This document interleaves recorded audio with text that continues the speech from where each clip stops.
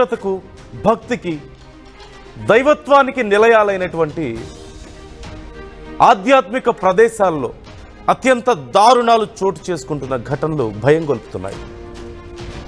ఇవాళ రేపు సమాజంలో పర్టికులర్గా నేను ఒక మతానికి సంబంధించో ఒక కులానికి సంబంధించి నేను చెప్పడం లేదు.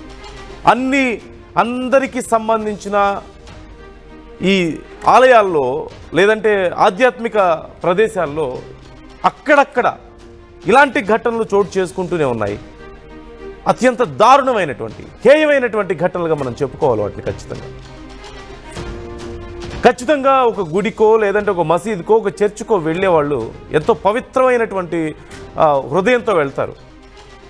ఒకవేళ మనసులో ఏవైనా చెడు ఆలోచనలు ఉన్నా, నెగిటివ్ థాట్స్ ఉన్నా సరే ఖచ్చితంగా వాటిని అక్కడికి బయటికి నెట్టడానికి లేదంటే అక్కడికి వెళ్ళిన తర్వాత వాళ్ళ మనసును ప్రశాంతంగా ఉంచుకోవడానికి ప్రయత్నాలు చేస్తారు.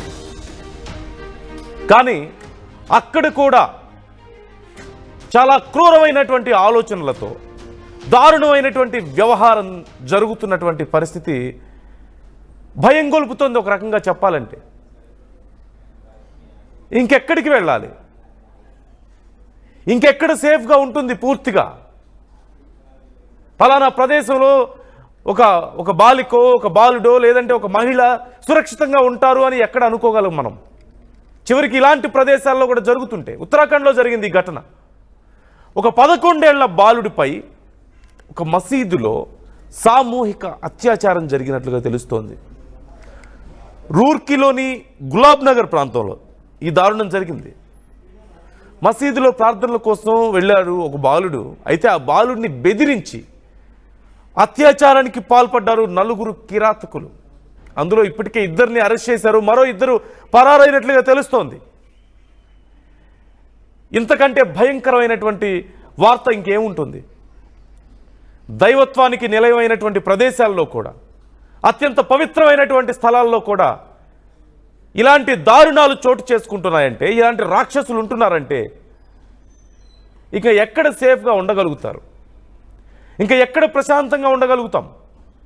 అన్ని చోట్ల నేను చెప్పట్లేదు, కానీ కొన్ని చోట్లైనా సరే అస్సలు జరగకూడని,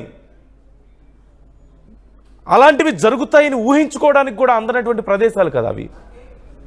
ఊహకందనటువంటి సంఘటనలు కదా ఇవి.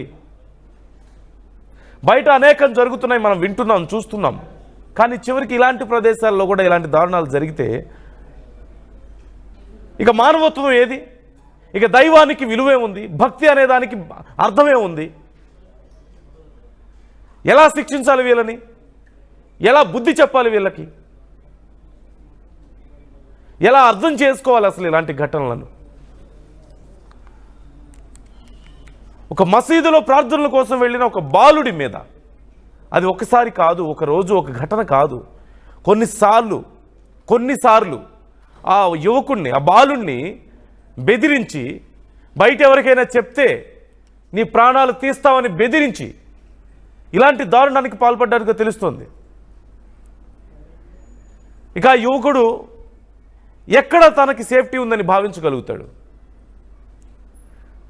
బయట వీధుల్లో వెళ్తుంటే అనేక మంది రాక్షసుల మధ్య నడుచుకుంటూ వెళ్లాల్సి వస్తుంది ఇవాళ రేపు. స్కూల్లో, కాలేజీల్లో, సినిమా థియేటర్స్లో, అక్కడ ఇక్కడ అని తేడా లేకుండా ఎక్కడ పడితే అక్కడ, ఎక్కడ చూసినా సరే ఇలాంటి రాక్షసులు అనేక మంది మనకు తారసపడుతుంటారు. ఆఫీసుల్లో అనేక ఘటనలు చోటు చేసుకుంటున్నాయి. చివరికి ఇలాంటి ఆధ్యాత్మిక ప్రదేశాల్లో కూడా ఇలాంటి దారుణాలు జరుగుతున్నాయంటే, అభం శుభం తెలియని చిన్న పిల్లల మీద ఇలాంటి దారుణాలు జరిగాయంటే ఎలా అర్థం చేసుకోవాలి? ఆ రాక్షసులకి, ఆ రాక్షసత్వానికి ఒక పరిధి అనేది లేదు. ఎక్కడ చూసినా ఇలాంటి వాళ్ళు ఉన్నారు. జాగ్రత్తగా ఉండండి. మీ పిల్లలు జాగ్రత్త, మీరు జాగ్రత్త. ఒకసారి అక్కడి అధికారులు ఏమంటున్నారో విందాం. వాళ్ళు అసలు ఏం చెప్తున్నారు ఈ కేసుకు సంబంధించి, డీటెయిల్స్ ఎలా ఉన్నాయో ఒకసారి చూద్దాం.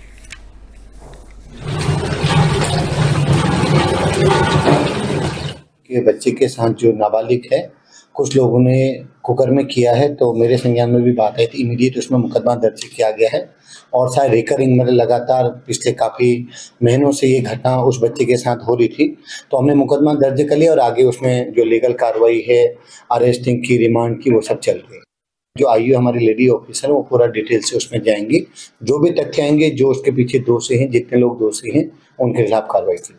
अभी उसमें 4 नेम्ड थे और 2 लोगों को पुलिस ने अपने कब्जे ले लिया था, हिरासत में ले लिया था। बाकी की खोजबीन चल रही है और आगे कार्रवाई भी करेंगे। అధికారులు చెప్తున్న వివరాలు మనం చూస్తున్నాం. కొన్ని నెలలుగా ఈ ఘటనలు జరుగుతున్నాయి. అనేక సార్లు ఆ బాలుడి మీద ఇలా దారుణాలకి పాల్పడ్డారు అంటూ తెలుస్తుంది.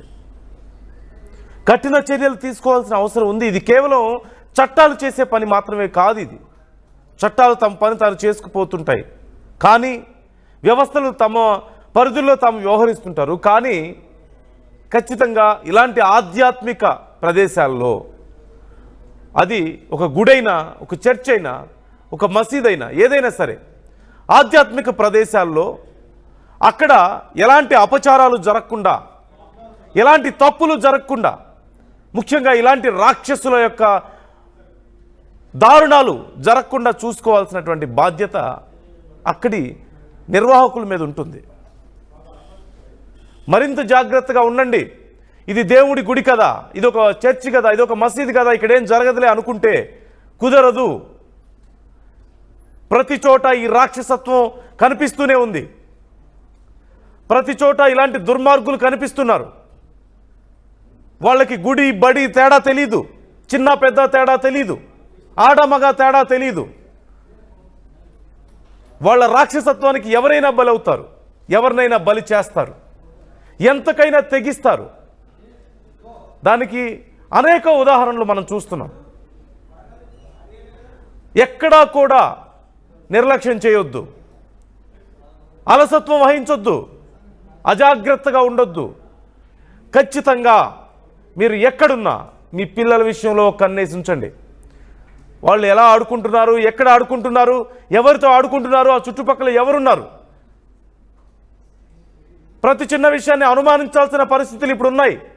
లేదంటే తర్వాత పశ్చాత్తాపడడం తప్ప ఏం చేయలేం, తర్వాత రిగ్రెట్ ఫీల్ అవడం తప్ప ఏం చేయలేని ఘటనలు అనేకం చోటు చేసుకుంటున్నాయి. అతి జాగ్రత్తగా ఉండడం తప్పులేదు.